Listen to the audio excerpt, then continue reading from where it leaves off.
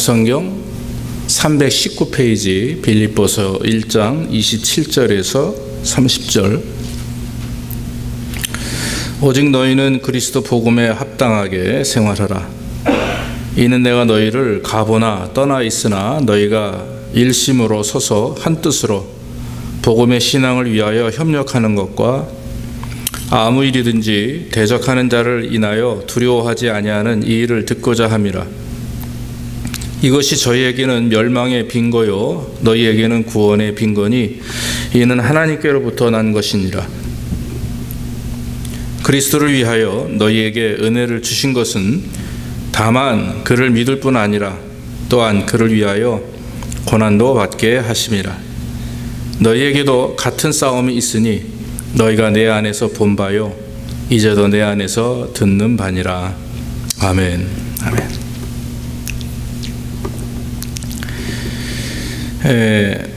오늘은 천국 시민의 생활이라고 하는 제목을 붙여서 말씀을 좀 드리기를 원합니다. 미국에 살면서 시민권을 갖고 산다는 것이 사실은 단단한 혜택이 있습니다. 미국에 오면 처음에 이제 일을 하고 또 그러면서 신분을 해결받기 위해서 영주권이나 시민권을 받으려고 애를 많이 씁니다. 시민권을 갖게 되면 어느 나라든지 가기가 쉽고요.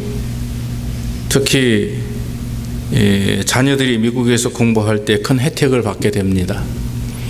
저희 큰아이도 대학에 가서 이제 대학원에 가서 하와이 대학에서 이제 공부할 때 영주권이 있는 상태에서는 장학금이 적더라고요.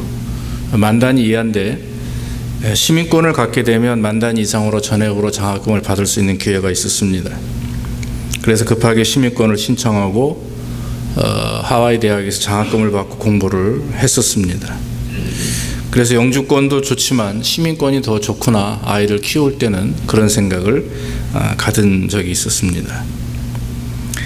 장학금 혜택뿐만 아니라 여러 가지로 많은 혜택을 누리게 되는 게 사실입니다. 이렇게 어느 한 나라에 특히 이 땅에서 시민권을 가지고 산다는 것, 그것은 좋은 일이죠. 그렇지만 시민권을 갖게 되면 시민권자로서의 의무를 감당해야 됩니다. 세금을 낸다든지 법을 잘 지켜야 된다는 또 그러한 권리도 있고 의무감도 있습니다. 근데 저와 여러분들은 이 땅의 시민권보다 더 중요한 게 있는데 그게 뭐냐면 바로 우리가 가지고 계시는 하늘나라의 시민권이죠. 이 천국 시민권입니다. 이 천국 시민권은 사실 미국 시민권 이상의 어떤 강대국의 시민권보다도 더 훌륭한 것이고 은혜로운 것입니다. 천국 시민권을 가지고 있는 자라고 하는 말은 무엇입니까? 그것은 구원받은 하나님의 백성을 의미하는 거죠. 그래서 여러분 빌립보서 3장 20절에 보면 오직 우리의 시민권은 하늘에 있는지라 그랬어요. 그래서 거기로서 구원하는 자 곧 주 예수 그리스도를 기다린다 그랬습니다. 그래서 천국 시민권은 하늘나라의 백성으로서의 인정함을 받고 하나님의 아들로 딸로 자녀로서 하나님께 영광 돌리며 또 하늘나라에 대한 상수권을 가지고 살아가기 때문에 우리가 아시다시피 우리의 모든 현재 누리고 있는 것은 누구로부터 오느냐? 우리의 수고나 우리의 땀 흘림도 있겠지만 그러나 근본적으로 그것은 하나님께로부터 오는 거죠. 그렇기 때문에 저와 여러분들이 하늘나라의 백성, 하나님의 백성이다라고 하는 것, 하나님의 자녀라고 하는 것은 그것은 영적 상속권을 가지고 있습니다.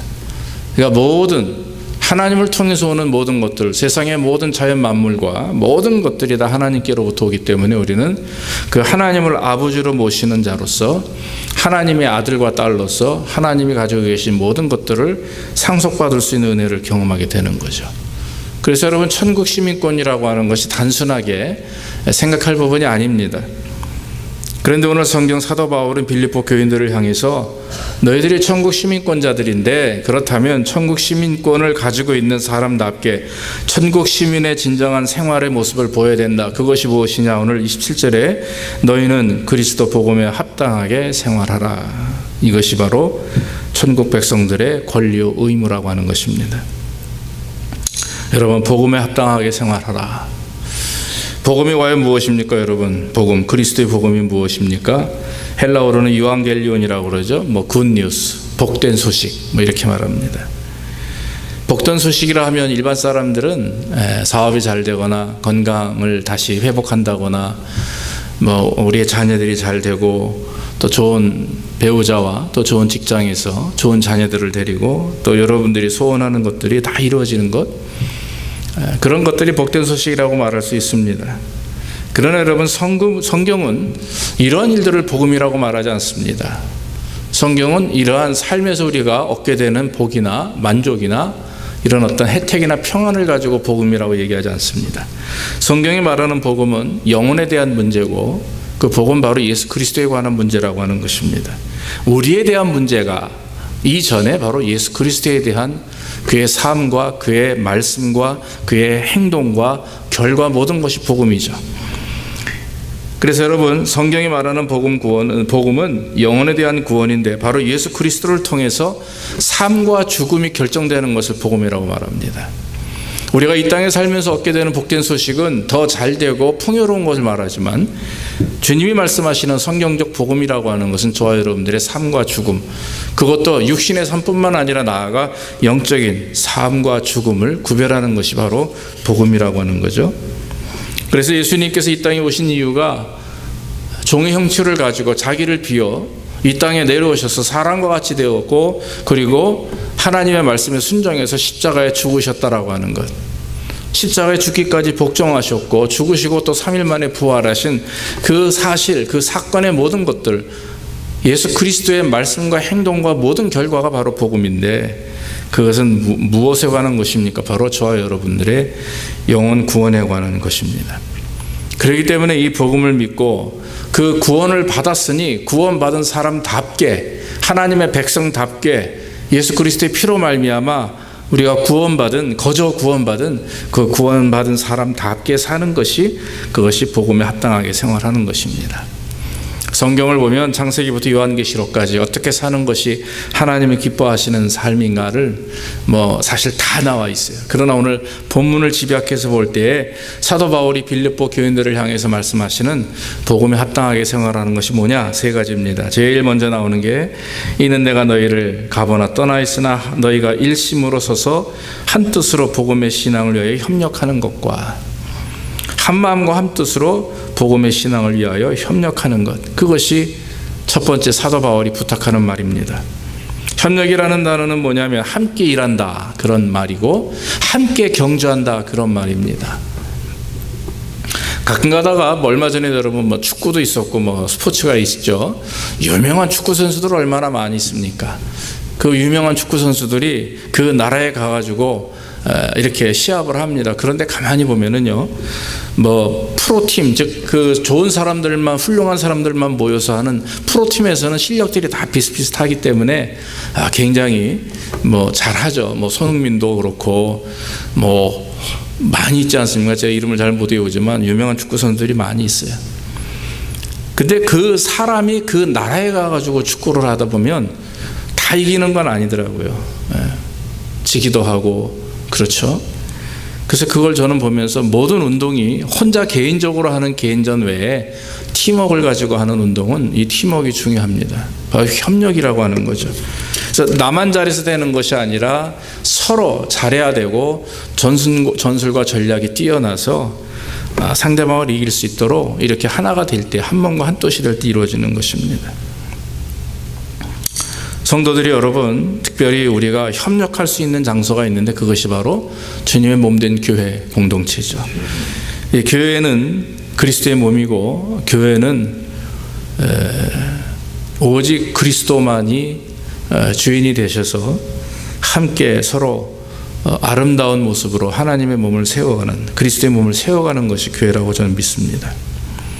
그런데 여러분, 교회에서 서로 봉사하고 섬기며 예배할 때 내가 아무리 실력이 있고 내가 아무리 유능하고 내가 아무리 영적 체험을 많이 가지고 하나님의 말씀을 많이 안다고 해서 되는 것은 아니죠.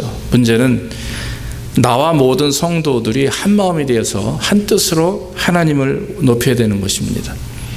자기가 드러나거나 내 주장이나 내 생각이 지나치게 앞장서게 되면 결국에는 그로 인해서 교회 안에 상처가 되고 여러 가지 문제가 되는 것을 종종 봅니다. 그래서 중요한 것은 중심이 돼야 되는 것이 과연 뭐냐 이거죠. 내 생각이 중심이 될 것이냐, 내 개인적 비전이 중심이 돼야 할 것이냐, 이게 아닙니다. 바로 복음이 중심이어야 되는 거죠. 오늘날 교회들에게 있어서 큰 실수를 저지르는 일들이 목회자의 개인적인 비전이라고 하는 것이 교회는 오히려 교회에 상처를 주는 경우가 많이 있습니다. 되지도 않는데 그것이 비전이라고 억지로 크게 많게 하다가 결국에는 하나님의 뜻과 어긋나는 일들을 많이 경험하게 되는 거죠. 중요한 것은 하나님의 말씀이 무엇이냐, 복음이 무엇이냐, 과연 우리 교회가 하나로 뭉쳐질 수 있는 핵심의 요소는 그것은 바로 말씀이고 복음이라고 하는 것입니다. 내 개인적인 꿈이나 비전이나 생각이 중심이 될 수는 없다라고 하는 거죠. 그래서 예수를 믿고 교회 일원이 되었어도 하나가 되지 못하는 이유는 복음 중심이 아니라 자기 중심의 신앙생활을 하기 때문에, 그래서 현대 교회들이, 현대 크리스찬들이 가장 문제가 되는 것은 바로 내 중심의 신앙생활이라고 하는 것입니다. 그것 때문에 결국에는 교회가 아름답게 부흥하지 못하고 부흥하다가 나누어지고 부흥하다 나누어지고 하는 일들이 계속 반복되어진다라고 하는 거죠. 그래서 여러분, 신앙이 좋다라고 하는 말은요, 얼마나 성경을 읽고 얼마나 영적 체험을 많이 했고 얼마나 오랜 기간 동안 하나님을 믿었냐가 이제는 아니죠. 예전에는 그렇게 말할 수도 있었겠습니다. 그러나 지금은 그게 아니라 무엇이 중요하며 무엇이 중심이 돼야 되며 어떤 때 내가 스톱할 줄 알고 내 자리를 돌아볼 줄 아느냐, 신앙의 성숙이라고 하는 것은 말 그대로 내가 설 것과 서서는 안 될 것, 내가 해서는 말해서 해야 될 것과 말해서는 안 될 것, 이런 모든 것들을 좀 조화롭게 잘 이렇게 서로 하나가 되어서 이루어 나가는 것이, 그것이 신앙의 성숙이라고 저는 믿습니다. 그래서 협력이라고 하는 것이 그겁니다. 자기 자신을 내려놓고 그 안에 예수 그리스도를 높이는 것, 그런 마음의 중심이 될 때 진정한 협력이 이루어지게 되는 것입니다. 예수 그리스도께서 이 땅에 오신 이유가 자기를 드러내기 위해서가 아니라 오히려 자기를 감추시고 겸손하게 이 땅에 오셔서 많은 사람들을 섬기기 위해서 오셨다고 그랬습니다. 섬김이라고 하는 것은 바로 자기 자신을 내어 죽기까지 복종하는 걸 말하는 겁니다. 우리가 말하는 그냥 조금 이렇게 도와주고 뭐 이렇게 더하는 게 아니라 아예 자기 자신을 죽기까지 죽어서 순종하고 사랑하는 것, 그걸 섬김이라고 말하는 것이죠. 그러므로 여러분, 협력이라고 하는 것은 그리스도의 복음에 합당하게 생활하는 모습 가운데의 협력은 나 자신을 서로 돌아보며 드러내지 아니하고 오직 그리스도와 그리스도의 복음만이 드러날 수 있도록 최선을 다하는, 헌신하는 그런 삶, 그것이 진정한 천국 시민의 삶이고, 분명히 여러분, 우리가 기대하는 것은 저와 여러분들이 다 예수 믿고 구원받았기에 이제 주님 오시면 천국 가는데, 거기는요 정말 다 동등할 것 같아요. 제가 자주 말씀드리는, 날 때부터 핸디캡인 사람들 많이 있지 않습니까? 제 친구 목사님들 가운데서도 손 다리가 없는 분들이 몇 분 계신데, 그런 분들이 천국에 가면 다 그 몸을 가지고 가겠어요? 저는 그렇게 생각하지 않습니다. 가장 아름답고 귀한 모습으로 주님 앞에서 흰옷 입고 주님이 기뻐하시는 모습으로 주님께 영광 돌리며 찬양하는 자리에, 예배하는 자리에서 영광을 돌리는 모습이다 하는 거죠. 그래서 여러분, 저와 여러분들이 복음에 합당하게 생활하는 것은 복음 중심의 삶을 살아야 된다라고 하는 것입니다. 나 중심이 아니라 그리스도 예수 중심, 십자가 중심의 삶을 살면서 나는 뒤로 물러나고 오직 그리스도만이 증거되는 삶이 협력하는 삶이라고 하는 것이죠. 또 하장 성경에서 사도 바울이 말하는 것은 아무 일이든지 대적하는 자를 인하여 두려워하지 아니하는 일을 듣고자 함이라 그랬어요. 그러니까 두려워하지 말라, 담대하라라고 하는 거죠. 한마디로 복음 위에 견고하게 서라 하는 거예요.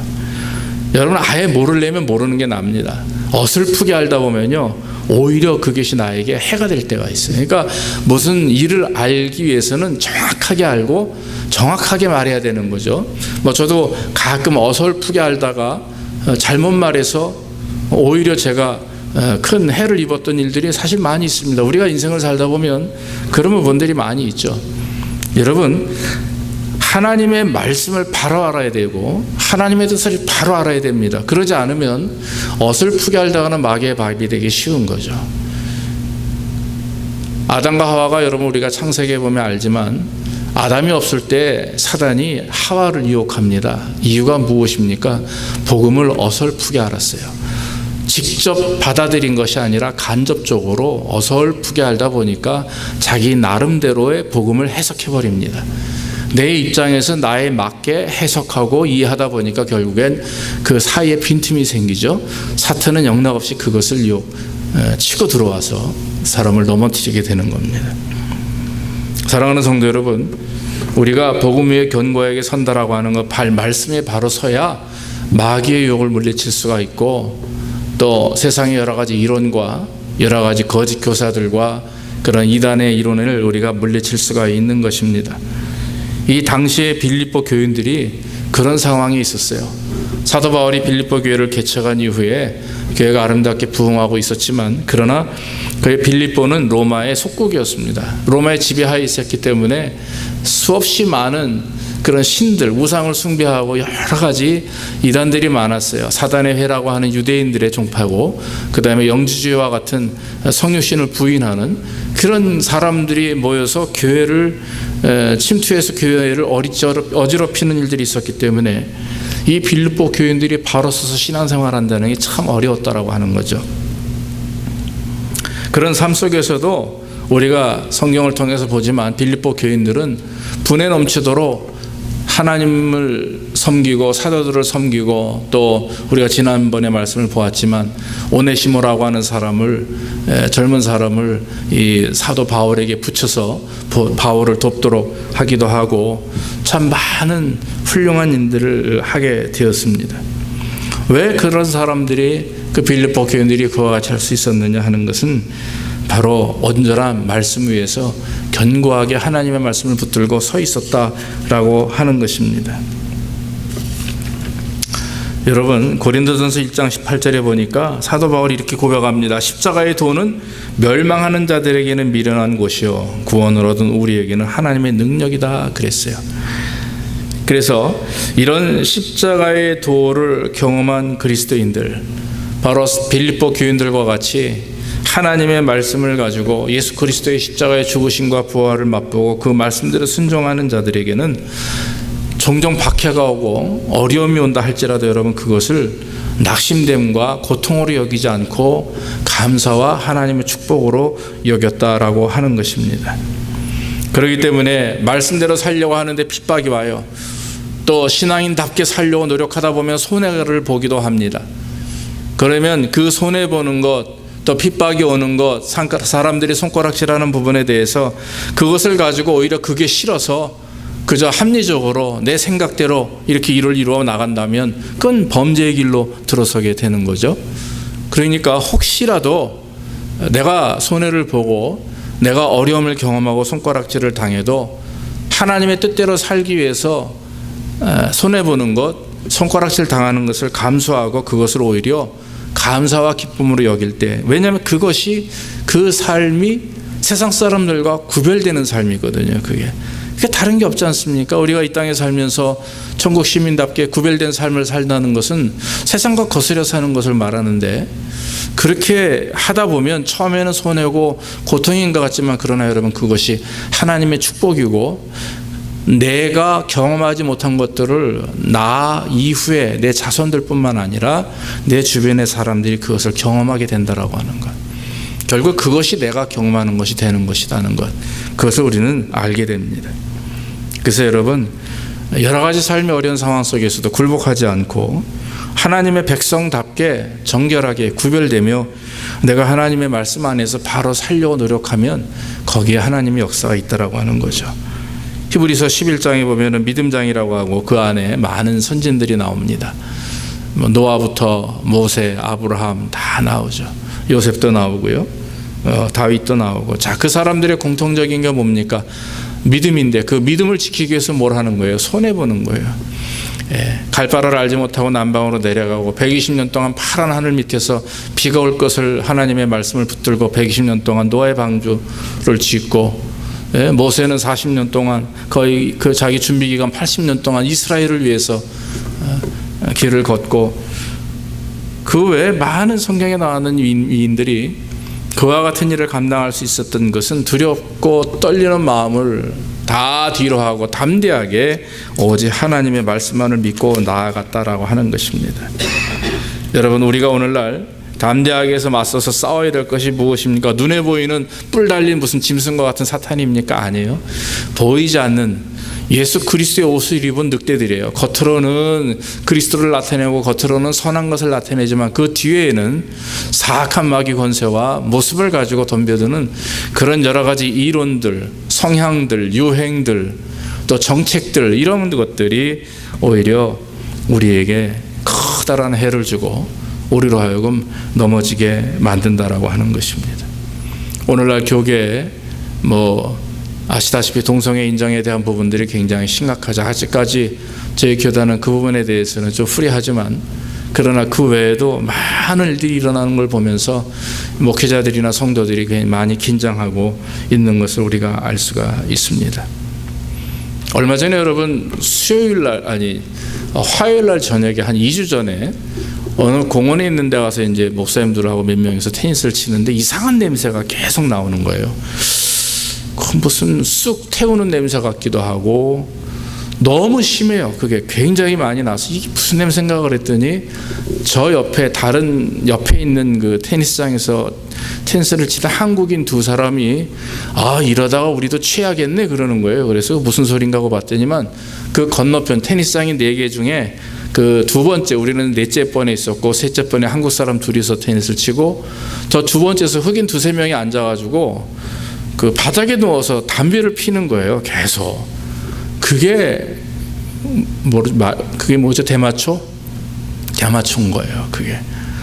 근데 그 냄새가 저는 처음으로 그렇게 진하게 맡아봤어요. 무슨 풀 태우는 냄새 같아요. 쑥향 피우는 냄새 같은데 아주 이상합니다. 그런데 뿌옇게 조지아에서 그거 지금 허락이 됐나요? 아직 안 됐나요? 근데 누가 그러더라고요. 이게 조지아에서도 허락을 했나? 왜 저렇게 8시도 안 된 그 시간에 사람들이 모여가지고 그렇게 그걸 피우고 있나?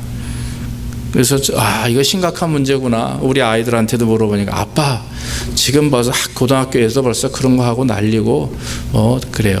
그래서 참 이런 모든 우리의 습관 유행들, 또 이런 부분들이 오늘날 우리를 점점 피폐하게 만들고 그리스도인으로서 온전한 삶을 살아가는 데 있어서 많은 장애와 방해가 되고요. 특히 아무것도 모르는 우리 아이들이 쉽게 넘어질 수가 있기 때문에, 그렇다고 부모들이 여러분 쫓아가서 볼 수가 있습니까? 아니에요. 스스로 그런 것들을 구별해서 설 수 있도록 계속해서 우리가 가르치고 위해서 기도해 줘야 될 줄로 믿습니다. 그리고 또 한 가지는 여러분, 성경에서 말씀하시는 마지막 말씀은 29절에 그리스도를 위하여 너희에게 은혜를 주신 것은 다만 그를 믿을 뿐 아니라 또한 그를 위하여 고난도 받게 하심이라 그랬어요. 복음을 위해서 합당하게 생활하는 삶, 천국 시민의 삶 가운데 마지막 부분이 고난을 당해도 당연히 여겨라 이거예요. 왜냐하면 복음에 합당한 생활을 하기 위해서 당하는 고난은 필수적인 거죠. 예수 믿는 성도들이 고난도 감사함으로 받을 때 승리하게 됩니다. 그걸 또 믿음으로 이겨내야 되는 거죠. 훈련을 할 때 보면은 얼마나 어렵고 힘들게 하는지 모릅니다. 복음에 합당하게 사는 것은 믿음에 충실한 것이고, 믿음에 충실하게 되면 복음을 삶 속에서 실천하며 합당하게 살 수가 있는 것입니다. 그래서 이 천국 백성의 삶을 살려면 고난도 감수해야 된다는 것이 성경의 말씀입니다. 여러분, 고난은 믿음과 함께 옵니다. 고난을 당할 때 여러분, 믿음이 우리에게 하나님이 주세요. 그것을 이길 수 있는 능력을 주신다라고 하는 거죠. 나 혼자 지금 고난받고 있고 힘든데 왜 하나님 나를 이렇게 힘들게 하시고 멀리 떠나 계십니까? 왜 멀리서 나를 방관하고 지켜만 보고 계십니까? 라고 얘기할 수 있는데 아니에요. 하나님께서 우리에게 고난을 주실 때는 그것을 이길 수 있는 피할 길을 예배하시고 뒷문을 열어놓으시기 때문에 우리는 그 믿음을 붙들고 나아가면 그 고난을 잘 이겨낼 수가 있는 줄로 믿습니다. 성령께서 우리 안에서는 우리를 주장하시고 있습니다.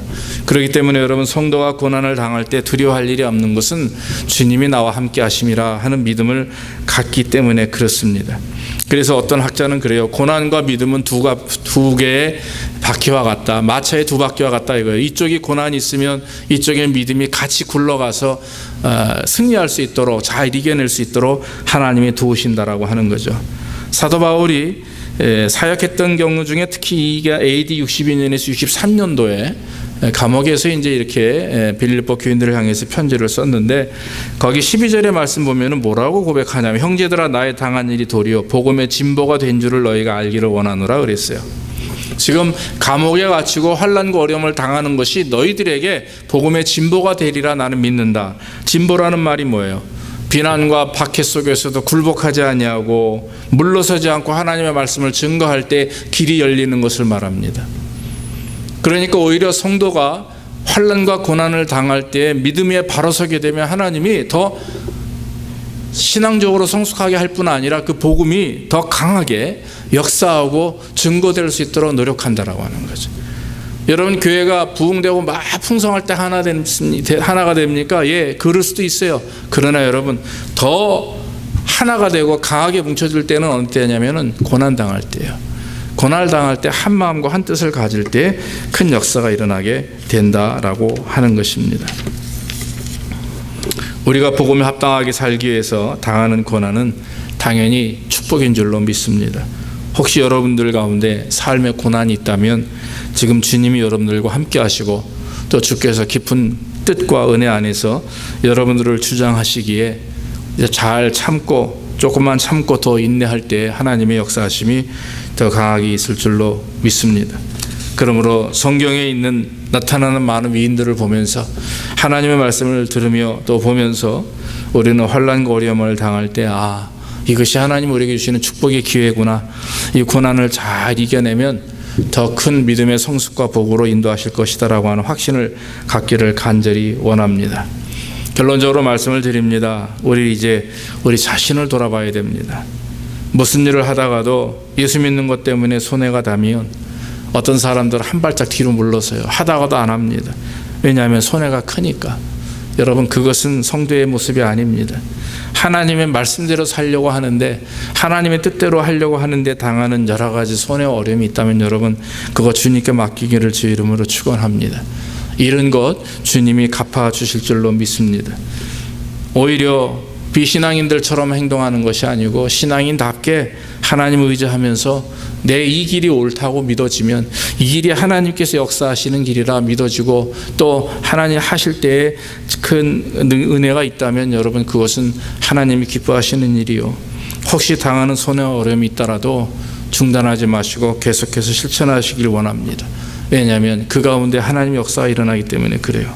그래서 천국 시민의 복음에 합당한 삶은 오늘 말씀대로 서로 협력하는 거예요.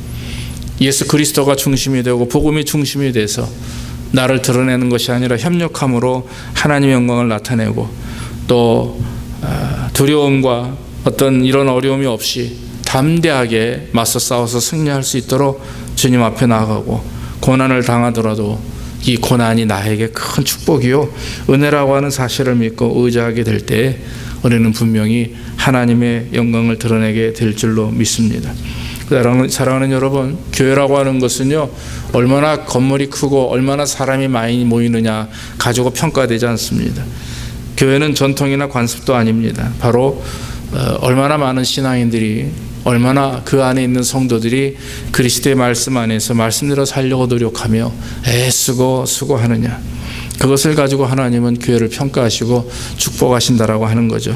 그래서 요한계시록에 나와 있는 7개 교회를 말씀하시면서 하신 것처럼 저 여러분들이 정말 담대하게 협력하며 고난도 감수하는 가운데 하나님의 영광을 드러내므로 천국 시민으로서 복음에 합당하게 삶을 살아가는 귀한 축복이 있기를 주의 이름으로 축원합니다. 기도하겠습니다. 하나님 아버지, 감사합니다. 오늘도 하나님 말씀 주셔서 우리가 천국 시민으로서 복음에 합당하게 생활할 수 있도록 인도하시니 감사합니다. 하나님, 한 마음과 한 뜻으로 복음의 신앙을 위해서 협력하게 하시고 아무 일에든지 대적하는 자를 인하여 두려워함이 없이 믿음으로 나가게 하시고 혹시 말씀대로 살려고 주 뜻대로 살려고 노력할 때 당하는 고난과 어려움이 있다고 합니다. 이럴 때일수록 우리가 더 하나님 믿음으로 바로 서서 고난도 감사함으로 받아 잘 이겨내는 저와 모든 성도들이 될 수 있도록 인도하여 주시옵소서. 모든 말씀 예수님의 이름으로 감사하며 기도하옵나이다. 아멘. 아멘. 우리 찬송가 415장 찬양하겠습니다.